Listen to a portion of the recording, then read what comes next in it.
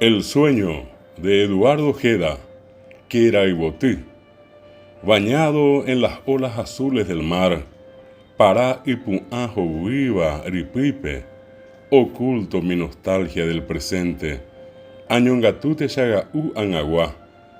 En el silencio viajo en mi mente, Kiniripope aikundahasha pitu'u, con mis sentidos a otro norte, Serete andú, ojo ambuetendare, emociones distraídas junto a torbellino de ideas.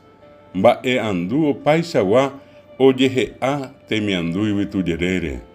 Me recuerdan aquel niño, Shemomandu au pemitare, sentado en el umbral de su casa, o guapiva jugar en ondepe, soñando navegar y cruzar mares, y queraibotiva parare ojono, japaracuera o jasao.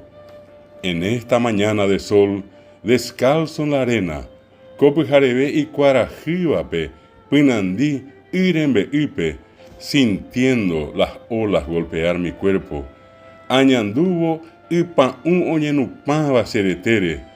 Recordé aquel rostro pensativo, se mandu aupe mitad oñepi amonguetábare, y los sueños de aquel niño hecho realidad.